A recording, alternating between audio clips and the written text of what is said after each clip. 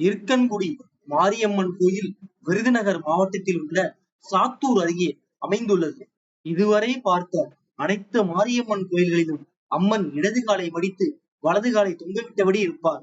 ஆனால் இந்த கோயிலில் இருக்கும் மாரியம்மன் இந்த அண்ட சராசரத்திலும் ஆக்கலும் அழித்தலும் நானே, நான் இன்றி ஒரு அணுவும் அசையாது என்பதற்கு ஏற்றவாறு வலது காலை மடித்து இடது காலை தொங்கவிட்டிருக்கிறார்.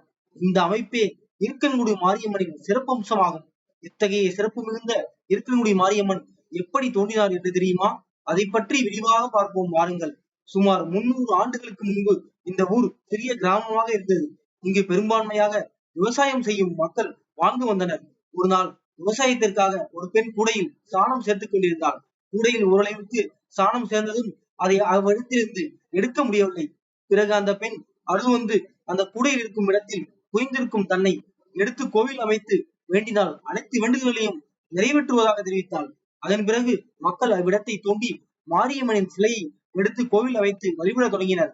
இந்த கோயில் வைப்பாறு மற்றும் அர்ஜுனா ஆறு ஆகிய 2 ஆறுகளுக்கு நடுவே உள்ள மலந்திட்டில் அமைக்கப்பட்டுள்ளது.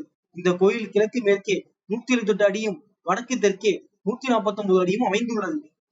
மேலும் கோயிலின் தெற்கு பக்கம் வைப்பாறு மற்றும் வடக்கு பக்கம் அர்ஜுனா ஆறு ஆகிய 2 ஆறுகள் சேர்ந்து வருவதால் இருக்கைங்கூடும் இடம் என்று சொல்லப்பட்டு வந்தது. பிறகு அவ்விடத்தில் அம்மன் குடிகொண்டு விட்டதால் இருக்கைங்கூடும் இடம் என்பது மாறி இருக்கன்குடி என்று ஆனது. இருக்கன்குடி மாரியம்மன் கோயில் விருதுநகர் மாவட்டத்தில் அமைந்துள்ளது. ஜூலை ஆகஸ்ட் மாதத்தில் வரும் ஆடி திருவிழா இங்கு விமர்சையாக கொண்டாடப்படுகிறது.